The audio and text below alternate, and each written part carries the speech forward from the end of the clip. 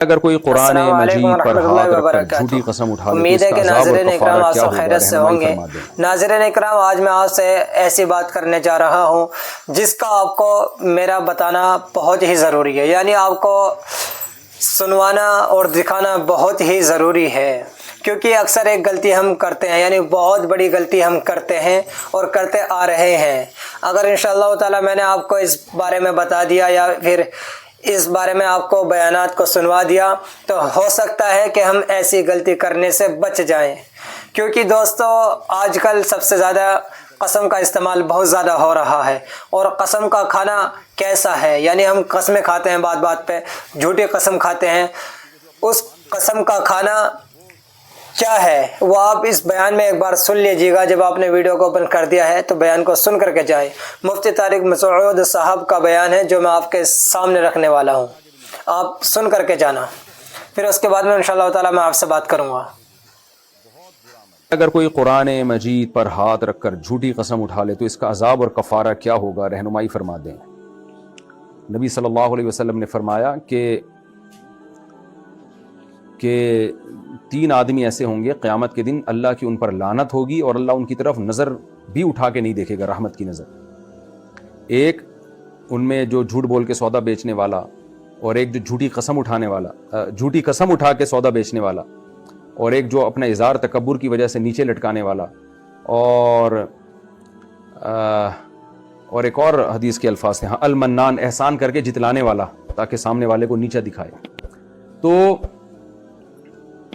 جھوٹی قسم اٹھا کے کوئی بھی مفاد حاصل کرنا، کیونکہ جو اپنا سامان بیچ رہا ہے نا جھوٹی قسم اٹھا کے، وہ ظاہر ہے کوئی فائدہ اٹھانا چاہ رہا ہے نا، اپنی پروڈکٹ کو بیچنا چاہ رہا ہے۔ تو حدیث کا مطلب یہ ہوا کسی بھی دنیاوی مفاد کی خاطر جب آپ جھوٹی قسم اٹھاتے ہیں تو یہ کبیرہ گناہ ہے، اور ایسے لوگوں کی طرف اللہ نظر اٹھا کے بھی نہیں دیکھے گا۔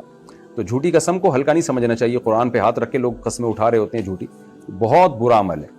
تو عذاب تو اس کا میں نے آپ کو بتا دیا کہ اللہ تعالیٰ اس کی طرف نظر اٹھا کے بھی نہیں دیکھیں گے، اور وَلَهُمْ عَذَابٌ عَلِيمٌ، ان کے لیے دردناک عذاب ہے۔ اب وہ عذاب کیا ہے وہ اس کی کوئی اسپیسیفک وہ نہیں ہمیں بتایا گیا، بس اللہ نے جب کہہ دیا دردناک عذاب ہے تو سوچا جائے کہ وہ کیسا سخت عذاب ہوگا، اللہ ہم سب کو پناہ میں رکھے۔ باقی یہ کہ اس کا کفارہ کیا ہے، تو کفارہ جو ہے نا ماضی کی قسموں پہ نہیں ہوتا۔ آپ نے کوئی جھوٹی قسم اٹھا لی تو اس کا کفارہ یہی ہے کہ رو دھو کے اللہ سے توبہ کریں، اور جس کے سامنے قسم اٹھائی ہے اس کے سامنے آپ بتائیں کہ مجھ سے غلطی ہوئی ہے، میں اللہ کے عذاب سے ڈرتا ہوں۔ لیکن ایک بات خوب سمجھ لیں، ایسی باتوں پہ لوگوں پہ قسمیں اٹھانا جن کا ان کی پرائیویسی سے یا ان کا ذاتی عمل سے تعلق ہے، یہ قسم اٹھوانا ہی جائز نہیں۔ مثال کے طور پر کسی نے چھپ کے گناہ کیا، اس کا معاملہ اللہ کا معاملہ ہے، اب آپ اس سے کہہ رہے ہیں کہ تم یہ گناہ کیا، وہ کہہ رہے ہیں میں نے نہیں کیا، آپ کے قرآن پہ ہاتھ رکھ کے قسم اٹھاؤ، تو ایسے موقع پہ جو قسم اٹھوا رہا ہے وہ بھی گناہ گار ہوگا کہ بھئی تمہیں کیوں کسی کے ذاتی معاملات میں گھس رہے ہو تم۔ تو ایسے موقع پہ قسم اٹھانے سے انکار کر دینا چاہیے، یہ بولنا چاہیے کہ میرا ذاتی معاملہ ہے، میں نے یہ گناہ کیا یا نہیں کیا، تو کون ہوتا ہے پوچھنے والا۔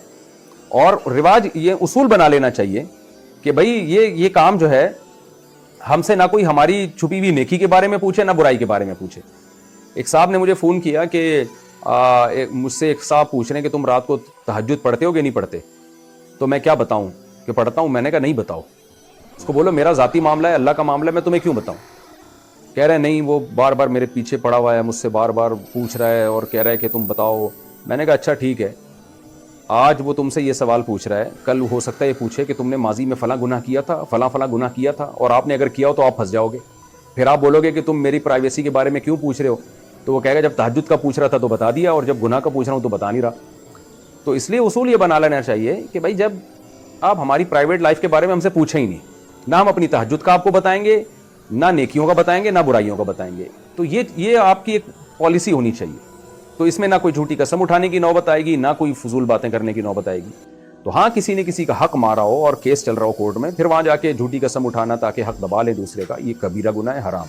تو ایسی قسمیں اٹھوانا بھی مجبوری ہے عدالت کی، وہ اٹھواتے ہیں، اور پھر قسم جھوٹی اٹھانا حرام ہے، کبیرہ گناہ ہے، جائز بھی نہیں ہے۔ تو اس لیے اگر کسی نے جھوٹی قسم اٹھا لی ہے ماضی کی کسی بات پر، تو اس کا تو یہی ہے کہ وہ توبہ استغفار کرے، روئے دھوئے اللہ کے سامنے۔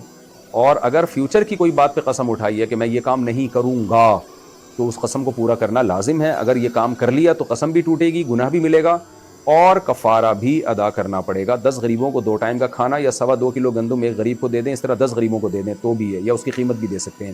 اور اگر کوئی خود غریب ہے، پیسے نہیں ہیں، تو پھر 3 روزے لگاتار۔